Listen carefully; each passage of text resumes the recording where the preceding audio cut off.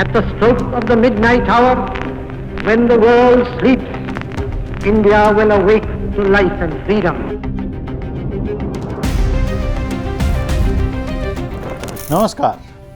સરદાર વલ્લભભાઈ પટેલના જીવનના રસપ્રદ કિસ્સાઓ પર આધારિત અમારી આ વિશેષ સિરીઝમાં આપનું સ્વાગત છે. હું છું રાજીવ. આઝાદીની તૈયારી શરૂ થઈ ત્યારથી આઝાદી પછી સરદારનું સૌથી મોટું કામ હતું દેશી રાજ્યોને ભારતમાં ભેળવીને અખંડ ભારતનું નિર્માણ કરવાનું.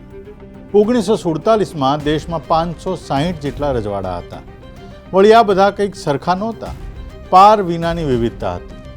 કદની રીતે જોઈએ તો સૌથી મોટા હૈદરાબાદ રાજ્યનો વિસ્તાર 82,000 ચોરસ માઇલનો હતો, જ્યારે બીજા એવા પણ રજવાડા હતા જેનો વિસ્તાર માંડ થોડા એકર જેટલો હતો.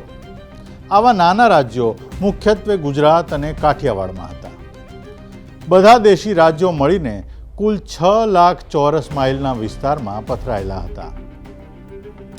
આવા પ્રતિકૂળ સંજોગોમાં સરદારે દેશી રાજ્યોનું ખાતું હાથમાં લીધું. સરદારના સેનાપતિ તરીકે વીપી મેનન સાથે રહ્યા. સરદારે વ્યવહારુ ઉપાયો કામે લગાડવા માંડ્યા. સમજાવટથી કામ લેવું એ એક જ રસ્તો હતો. મોટા ભાગના રાજવીઓએ ભારત સંઘમાં જોડાવાની મરજી બતાવી હતી. જો કે હૈદરાબાદના નિઝામ, જૂનાગઢના નવાબ અને કાશ્મીરના મહારાજાએ તેમનું મન કળાવા દીધું નહોતું. કાઠિયાવાડની પ્રજા થોડાક દાયકાથી જાગૃત બનેલી હતી. જવાબદાર રાજ્યતંત્રની પ્રજાકીય માગણીનો સૌથી પહેલો પડઘો ભાવનગર રાજ્ય વાળ્યો. મહારાજા ગાંધીજી પાસે સલાહ માંગવા ગયા ત્યારે ગાંધીજીએ તેમને સરદાર પાસે મોકલ્યા. સરદારે મહારાજાને લોકોની જવાબદાર શાસનની માગણી સ્વીકારવાની સલાહ આપી. પ્રધાનમંડળ રચાય અને બળવંતરાય મહેતા વડાપ્રધાન બને તે મહારાજાએ સ્વીકાર્યું. ગાંધીજી નક્કી કરે એટલું સાલિયાણું સ્વીકારવા પણ એ સંમત થયા. મોટા સલામી રાજ્યો પર આ સમજૂતીની દૂરગામી અસર પડી. 15મી જાન્યુઆરીએ સરદારે ભાવનગરમાં જવાબદાર રાજ્યતંત્રનું ઉદ્ઘાટન કર્યું. યશવંત દોશી લખે છે કે એવું લાગ્યું કે કાઠિયાવાડના તમામ રાજ્યોને ભેગા કરી એક એકમ રચવું એ શ્રેષ્ઠ ઉપાય છે. એ વ્યવસ્થામાં એક મોટી સગવડ એવી હતી કે કાઠિયાવાડનો સમગ્ર વિસ્તાર દેશી રાજ્યોનો બનેલો અને એક જથ્થે સાથે આવેલો હતો. આખું કાઠિયાવાડ એક અખંડ રાજ્ય બની શકે તેમ હતું. જોકે આ આખાએ પ્રદેશને મુંબઈ પ્રાંતમાં જોડી દેવાનો વિચાર પણ સરદારના મનમાં હતો જ. પણ બધી બાજુનો વિચાર કરતાં એમને લાગ્યું કે કાઠિયાવાડનું એક અલગ એકમ રચવું એ જ તેના ભાવિ વિકાસ માટે ઉત્તમ છે. ગાંધીજીના મૃત્યુના થોડાક દિવસો પહેલાં જ 1948ના જાન્યુઆરીની 15મીએ ભાવનગરમાં જવાબદાર રાજ્યતંત્રનું ઉદ્ઘાટન કરીને સરદાર રાજકોટ ગયા. ત્યાં એક વિરાટ જાહેર સભામાં ભાષણ કરતા સરદારે કાઠિયાવાડના એકીકરણનો ઉલ્લેખ કર્યો. એમણે કહ્યું કે નાના નાના ખાબોચિયાઓનું પાણી બંધિયાર થઈ ગંધાઈ ઉઠે, પણ બધાને ભેગા કરીને મોટું સરોવર બનાવાય તો શીતળ વાતાવરણ સર્જાય અને સૌને લાભ થાય. ભારતની હદમાં આવતા તમામ રાજ્યોના શાસકોએ 14મી ઓગસ્ટ સુધીમાં ભારત સાથેના જોડાણ ખર્ચ પર સહી કરી હતી.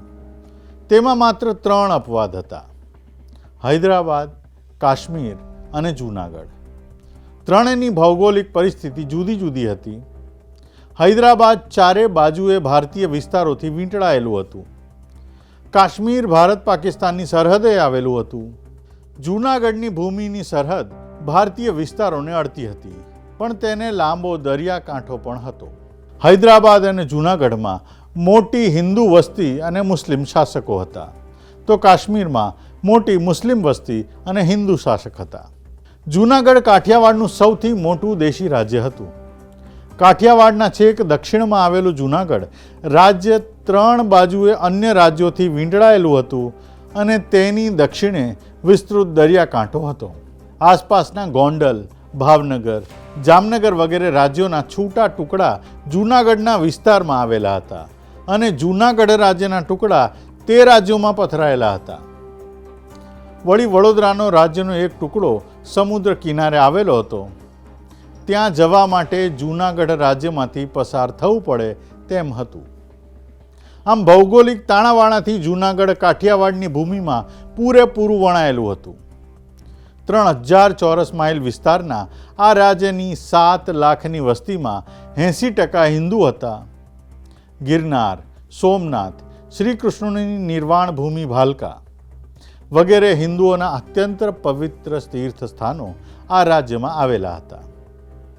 તેની રેલવે, તાર ટપાલ, ટેલિફોન જેવી સગવડો ભારતની સેવાઓનો ભાગ હતી. એટલે પ્રજાના વ્યવહારની દ્રષ્ટિએ, સાંસ્કૃતિક દ્રષ્ટિએ પણ જૂનાગઢ રાજ્ય ભારતમાં અવિચ્છેદ્ય રીતે ગૂંથાયેલું હતું. પણ 5 સદીથી ત્યાં મુસ્લિમ શાસકો રાજ કરતા હતા. 15મી સદી સુધી જૂનાગઢમાં ચુડાસમા રાજપૂતોનું શાસન હતું. રા ખેંગાર જેવા ઇતિહાસ પ્રસિદ્ધ શાસકો એ વંશમાં થઈ ગયા. 1473માં અમદાવાદના સુલતાન મહમ્મદ બેગડાએ રામ માંડલિક પાસેથી જૂનાગઢ જીતી લીધું. ત્યારથી તે મુસ્લિમ રાજકર્તાઓની સત્તા નીચે આવ્યું. અકબરે અમદાવાદના બાદશાહને હરાવી ગુજરાતમાં મોગલ શાસન સ્થાપ્યું. એટલે જૂનાગઢ મોગલ સુબાના શાસન તળે આવ્યું. 18મી સદીના બીજા ચરણમાં મોગલ સામ્રાજ્ય સાવ ખખડી ગયું. ત્યારે સુબાના એક લશ્કરી અધિકારી શેર ખાન બાબીએ સુબાને ઉઠાડી મૂક્યો ને જૂનાગઢમાં શાસન જમાવ્યું. 1947 સુધી બાબીઓનો વંશવેલો ચાલ્યો. છેલ્લા બાબી શાસક હતા નવાબ મોહમ્મદ ખાન. આ નવાબ મોહમ્મદ ખાન એક બહુ વિચિત્ર માણસ હતા. એમનો કૂતરાઓનો શોખ જગ 32 ચડે એટલી હદે પહોંચેલો હતો. તેમણે અસંખ્ય કૂતરા પાળ્યા હતા. એટલું જ નહીં, એકવાર તો કૂતરા કૂતરીના લગ્ન પણ કરાવેલા અને હાથી ઉપર બેસાડીને તેમનો વરઘોડો પણ કાઢેલો. આખા રાજ્યમાં તે દિવસે રજા રાખી હતી. વર્તમાનપત્રોએ આ કૃત્યની સારી પેઠે હાંસી અને ટીકા કરી હતી. 1947ના ફેબ્રુઆરીની 20મીએ બ્રિટિશ વડાપ્રધાન એટલીએ ભારતમાંથી બ્રિટિશ શાસન સંકેલી લેવાની જાહેરાત કરી. ત્યારથી દેશી રાજ્યોના ભાવિ વિશે અનેક અટકળો થવા માંડી હતી. માર્ચની 24મીએ માઉન્ટબેટન વાઇસરોય બન્યા તે પછી તો અટકળો અને અફવાઓનો પાર નહોતો રહ્યો. જૂનાગઢ વિશે વર્તમાન પત્રોમાં જાત જાતના અહેવાલો પ્રગટ થવા લાગ્યા. એવી અફવા ફેલાઈ હતી કે જૂનાગઢ પાકિસ્તાન સાથે જોડાશે. જૂનાગઢના લશ્કરમાં બલુચી સિપાહીઓની ભરતી થઈ રહી છે. જૂનાગઢની બાઉદ્દીન કોલેજ સિંધ યુનિવર્સિટીનું જોડાણ મેળવશે. રાજ્ય તરફથી દિવાન અબ્દુલ કાદર આવા અફવાઓને રદિયો આપતા રહ્યા. તેમણે જાહેર કર્યું કે અમે કાઠિયાવાડના સ્વાયત્ત જૂથની હિમાયત કરીએ છીએ. મે મહિનામાં જૂનાગઢના શાસનમાં એક મહત્વનો ફેરફાર થયો. દિવાન અબ્દુલ કાદર બીમારીને લીધે પરદેશ ગયા અને શાહનવાઝ ભુટ્ટો દિવાન થયા. ભુટ્ટો મુસ્લિમ લીગનો નેતા હતો અને 3-4 મહિના પહેલાં એમને રાજ્યની કાઉન્સિલ ઓફ મિનિસ્ટર્સમાં જોડાવા બોલાવવામાં આવ્યા હતા. એ દિવાન થયા એ પછી મુસ્લિમ નવાબ લીગના પ્રભાવ નીચે વધુ ને વધુ આવતા ગયા.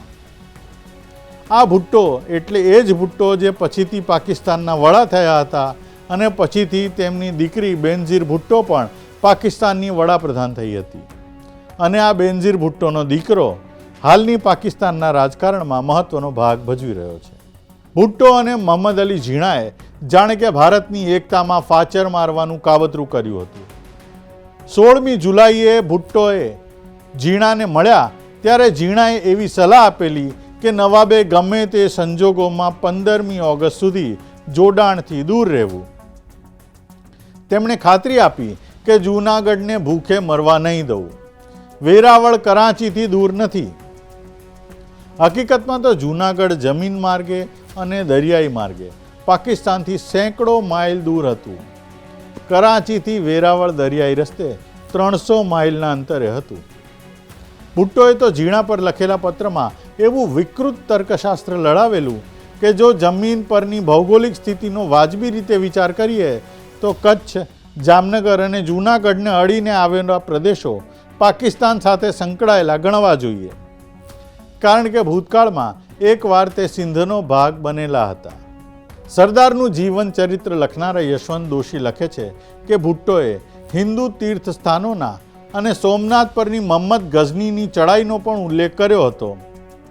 હિન્દુ તીર્થોને પાકિસ્તાનના કબજામાં રાખવાની અને મુસ્લિમ આક્રમણના ચિહ્નો જાળવી રાખવાની બદદાનત આ પત્રમાં દેખાય છે. પત્રમાં ભુટ્ટોએ લખ્યું હતું કાઠિયાવાડના 7 લાખ મુસ્લિમો જૂનાગઢને કારણે જ જીવતા રહ્યા છે. નવાબની પ્રતિષ્ઠા, ગૌરવ અને શાસન જાળવવા, કાઠિયાવાડમાં ઇસ્લામ અને મુસ્લિમોને સાચવવા કોઈ પણ ભોગ મને વધુ પડતો લાગતો નથી. આમ છતાં 25મી જુલાઈ 1947ના રોજ મળેલી રાજવીઓની ચેમ્બરની બેઠક પછી જૂનાગઢના બંધારણીય સલાહકાર નબી બક્ષે માઉન્ટબેટનને કહ્યું કે નવાબને ભારતમાં જોડાવાની સલાહ આપવાનો મારો ઈરાદો છે. સરદારના મન ઉપર એવી છાપ પડી કે નબી બક્ષ ખરેખર નવાબને આવી સલાહ આપશે. પણ નબી બક્ષને જ રાજ્યે નોકરીમાંથી છૂટા કર્યા અને રાજ્યનું વલણ લીગ અને પાકિસ્તાન તરફી બની રહ્યું. 1947ની 14મી ઓગસ્ટ સુધીમાં જોડાણ ખત પર બધા રાજ્યોના શાસકોની સહી મેળવી લેવાની સરદારની નીતિ મુજબ જૂનાગઢના નવાબને પણ જોડાણ ખત મોકલાયું. દિવાન ભુટ્ટોએ ઢીલ કર્યા કરી છેક 13મી ઓગસ્ટે તાર કર્યો કે મુદ્દો વિચારણા હેઠળ છે. ખોટો દેખાડો કરવા ભુટ્ટોએ રાજ્યના અગ્રણી હિન્દુ મુસ્લિમ નાગરિકોની બેઠક બોલાવી. હિન્દુ નાગરિકોએ પાકિસ્તાન સાથે જોડાવાના નુકસાન સમજાવતી યાદી રજૂ કરી. મુસ્લિમોમાંથી એકને દીવાને પૂછ્યું તો જવાબ મળ્યો કે લોકોને પૂછવાનું હોય જ નહીં, નવાબ સાહેબ ઈચ્છે તે કરી શકે. લોકમત જાણવાનો આ દેખાવ કર્યા પછી 15મી ઓગસ્ટે જૂનાગઢે પાકિસ્તાન સાથે જોડાણ કર્યું. જોડાણની યાદીમાં જણાવવામાં આવ્યું કે જૂનાગઢના લોકોના કલ્યાણ અને સમૃદ્ધિને તથા રાજ્યની એકતા, સ્વતંત્રતા અને સ્વાયત્તતાને લક્ષ્યમાં રાખીને ઊંડી વિચારણા પછી અને તમામ પાસાઓની ચીવટથી તુલના કર્યા પછી રાજ્યની સરકારે પાકિસ્તાન સાથે જોડાવાનું નક્કી કર્યું છે. જૂનાગઢ રાજ્ય આ નિર્ણય ભારત સરકારને જણાવવાની પણ દરકાર કરી નહીં. 17મી ઓગસ્ટના અખબારોમાં એ સમાચાર પ્રગટ થયા ત્યારે રાજ્ય ખાતાએ દીવાનને તાર કરી પૂછાવ્યું કે હકીકત શી છે. દીવાને જણાવ્યું કે પ્રગટ થયેલા સમાચાર સાચા છે. પાકિસ્તાનની સરકાર જોડાણનો સ્વીકાર ન કરે તે માટે રાજ્ય ખાતાના સેક્રેટરી વીપી મેનને દિલ્હી ખાતેના પાકિસ્તાની હાઈ કમિશનરને પત્ર લખ્યો. મેનને જોડાણની વિરુદ્ધના મુદ્દા રજૂ કરી આ વિશે પાકિસ્તાનની નીતિ સ્પષ્ટ કરવા જણાવ્યું. એ પત્રનો કશો જવાબ ના મળ્યો. હવે આ બાબત વડાપ્રધાનની કક્ષાએ ઉપાડી લેવામાં આવી. નહેરુએ લિયાકત અલીને તાર કર્યો. માઉન્ટબેટને પાકિસ્તાન સરકારને કહેવડાવ્યું કે જૂનાગઢનું જોડાણ સ્વીકારશો તો ભારત અને પાકિસ્તાન વચ્ચે મોટો ઝઘડો થઈ જશે. પાકિસ્તાન સરકારે આ કશાની દરકાર કરી નહીં. 13મી સપ્ટેમ્બરે તેણે ભારત સરકારને તાર કર્યો કે પાકિસ્તાને જૂનાગઢના જોડાણનો સ્વીકાર કર્યો છે અને સ્ટેન્ડ સ્ટીલ એગ્રીમેન્ટ ઉપર સહીઓ થઈ છે. જૂનાગઢે પાકિસ્તાન સાથે જોડાણ કર્યું એ સમાચાર ફેલાતા વેત આખા કાઠિયાવાડમાં વિરોધનો વંટોળ ઊભો થયો. જૂનાગઢની આસપાસના ભાવનગર, ગોંડલ, પોરબંદર, જામનગર વગેરે રાજ્યોના રાજવીઓએ વિરોધના નિવેદનો પ્રગટ કર્યા. ધ્રાંગધ્રાના મહારાજાએ નવાબને આ વિશે ફેર વિચારણા કરવાનું જણાવતો પત્ર લખ્યો. તેના જવાબમાં નવાબે લખ્યું કે જોડાણ કરતાં પહેલાં લોકોનો મત લેવાની વાત હિન્દ સ્વાતંત્ર્ય ધારામાં ક્યાંય નથી. ભૌગોલિક બાબતને નકામી ગણાવી નવાબે લખ્યું કે અમારી પાસે જોઈએ એટલા બંદરો છે.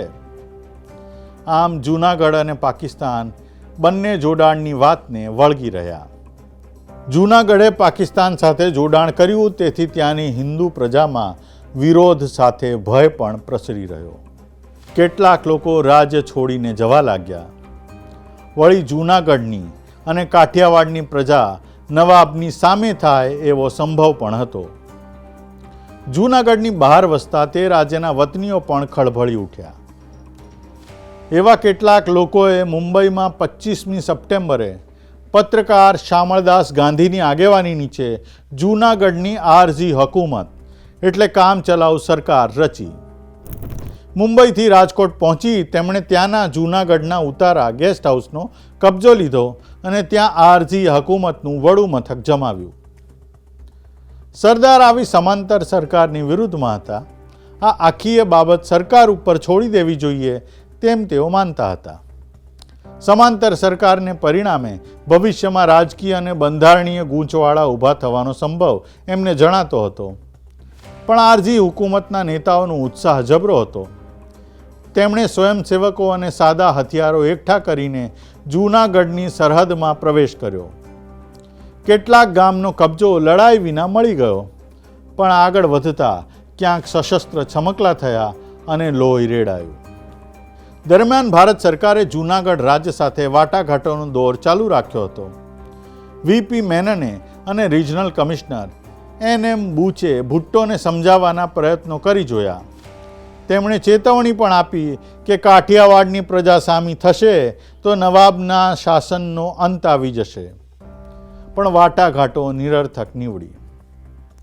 ભારત સરકારની પાકિસ્તાન સાથેની ચર્ચા પણ વર્તુળમાં ફર્યા કરતી હતી. લોકોની ઈચ્છાનો મુદ્દો આગળ ધરતું હતું અને પાકિસ્તાન જોડાણ થઈ ગયાની હકીકતને વળગી રહેતું હતું. સરદારને લાગ્યું કે હવે ભારત સરકારે કંઈક કરવું જોઈએ. 1 લાખ જેટલા લોકો જૂનાગઢ છોડીને ચાલી ગયા હતા. આખા કાઠિયાવાડમાં અશાંતિ ઊભી થવાનો ભય હતો. કોઈને કંઈ સૂઝતું નહોતું. એવા સમયે સરદારને એક રસ્તો સૂઝ્યો, જેણે નવાબની કેળ ભાંગી નાખી. એ સમયે બાબરિયાવાડનું નાનકડું રજવાડું અગાઉ અંગ્રેજો દ્વારા જૂનાગઢને સોંપી દેવામાં આવ્યું હતું. 1947માં રાજાઓ સ્વતંત્ર થઈ ગયા તેમ બાબરિયાવાડના રાજવી પણ સ્વતંત્ર થઈને ભારતમાં જોડાયા. જૂનાગઢે તેમની સ્વતંત્રતા માન્ય નહીં કરતા બાબરિયાવાડનો કબજો લેવા લશ્કર મોકલ્યું. આ પગલાંને પોતાની સામે આક્રમણનું કૃત્ય ગણીને ભારતે તેનો વળતો જવાબ આપવો એવું સરદારે નક્કી કર્યું. માઉન્ટ બેટને આ બાબત સંયુક્ત રાષ્ટ્ર એટલે યુનોમાં લઈ જવાનું સૂચવ્યું. સરદારે એની ચોખ્ખી ના પાડી. આવા કિસ્સામાં ફરિયાદી બનવામાં લાભને બદલે નુકસાન જ છે એમ એ વકીલાતના અનુભવથી જાણતા હતા. નહેરુ પણ આ મુદ્દો યુનોમાં લઈ જવાની વિરુદ્ધમાં હતા અને સરદારના નિર્ણય સાથે ઊભા રહ્યા. એટલે એ સૂચન પડતું મૂકવામાં આવ્યું અને લશ્કરી પગલું લેવાનું નક્કી થયું. ભારતીય સૈનિકોને જૂનાગઢની હદની બહાર બધી બાજુએ ગોઠવી દેવામાં આવ્યા. એ ટુકડીના વડા બ્રિગેડિયર ગુરદયાલ સિંહને એવી સૂચના આપવામાં આવી કે જૂનાગઢની સીમામાં પ્રવેશ ન કરવો. બ્રિગેડિયર સિંહે પશ્ચિમ પંજાબમાં કુટુંબ અને માલ મિલકત ગુમાવેલા હતા, છતાં તેમણે કશી કટુતા કે કોમી વેરઝેર વિના શાંત ચિત્તે નિર્ણયો લીધા. ભારતીય સૈન્યએ જૂનાગઢ રાજ્યને ઘેરો ઘાલ્યા જેવી સ્થિતિ નિર્માણ થઈ. આંતરિક અવ્યવસ્થા, આરજી હુકુમતના હુમલા અને ભારતીય સૈન્યના ઘેરાને લીધે રાજ્યની અંદર પરિસ્થિતિ બગડવા લાગી. કરવેરાની આવક ઘટી ગઈ, તિજોરીનું તળિયું દેખાવા લાગ્યું, ખાધા ખોરાકીની ચીજો ખૂટવા માંડી. નવાબને પણ પોતાની જિંદગી ખતરામાં છે એવી લાગણી થઈ. એટલે નવાબ એમનાથી લેવાય એટલી માલ મિલકત અને કૂતરાઓની ટોળી લઈને પાકિસ્તાન ભાગી ગયા. પાછળ રહ્યા દિવાન શાહનવાઝ ભુટ્ટો. નવાબ એમને બધી જવાબદારી અને સત્તા સોંપતા ગયા હતા, પણ ગાડું ચાલે એમ હતું જ નહીં.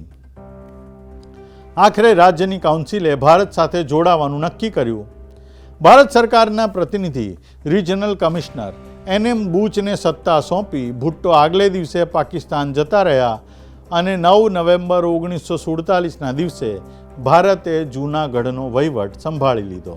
પાકિસ્તાને વિરોધના ધમપછાડા તો કર્યા, પણ એનું કંઈ ચાલે એમ હતું જ નહીં. દીવાને પોતે જ વહીવટી તંત્ર ભાંગી પડ્યું છે એવું કબૂલ કરેલું. 13મી નવેમ્બરે સરદાર જૂનાગઢ ગયા. ત્યાં જંગી જાહેર સભામાં તેમણે કહ્યું કે ભારત સરકાર લોકોની ઈચ્છા માથે ચડાવશે. ત્યાંથી સરદાર સોમનાથના દર્શને ગયા. ત્યાં તેમણે મંદિરના જીર્ણોદ્ધારનો નિર્ણય જાહેર કર્યો. 1948ના ફેબ્રુઆરીની 20મીએ જૂનાગઢમાં લોકમત લેવામાં આવ્યો. 1,90,000 મતદારોએ મત આપ્યા. તેમાંથી ફક્ત 91 મત પાકિસ્તાન સાથે જોડાણની તરફેણમાં હતા. લગભગ સર્વાનુમતિ ભારતની તરફેણમાં હતી. ભારત સરકારે જૂનાગઢનો વહીવટ સંભાળી લીધા પછી 3 સભ્યોની એક વહીવટી સમિતિ રચી. શામળદાસ ગાંધી, દયાશંકર દવે અને પુષ્પાબેન મહેતાની બનેલી આ કાઉન્સિલે 1 જૂન 1948થી વહીવટ હાથમાં લીધો. સૌરાષ્ટ્રનું એકીકરણ થતાં જૂનાગઢને સૌરાષ્ટ્રના એકમમાં ભેળવી દેવાનો નિર્ણય થયો અને 20મી ફેબ્રુઆરી 1949ના રોજ જૂનાગઢનો વહીવટ સૌરાષ્ટ્રની સરકારે સંભાળી લીધો.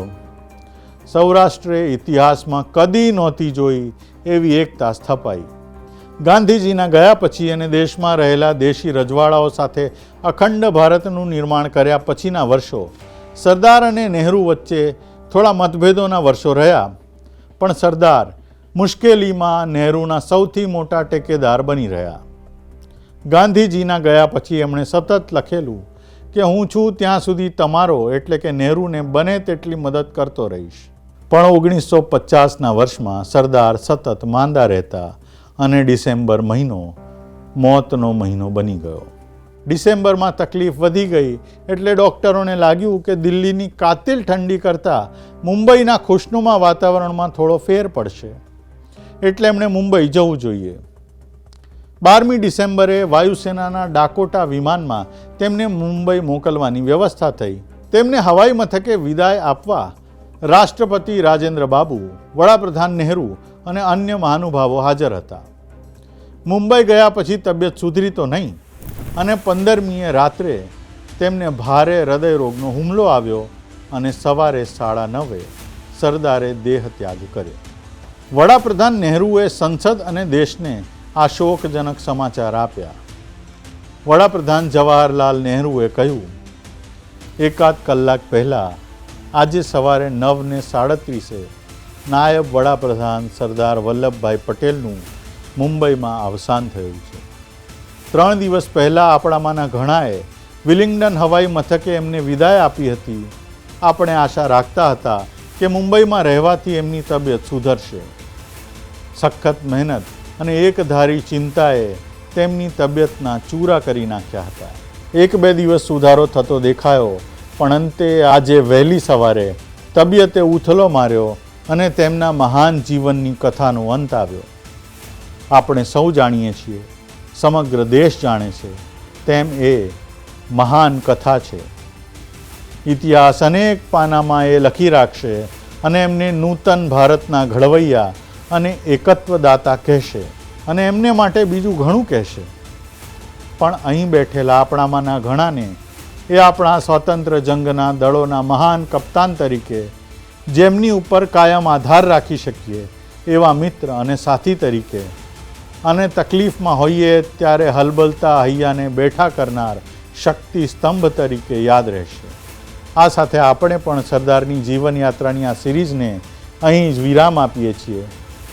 ભવિષ્યમાં દેશને લગતી અન્ય મહત્ત્વની બાબતોની નવી સિરીઝો સાથે ફરી મળીશું.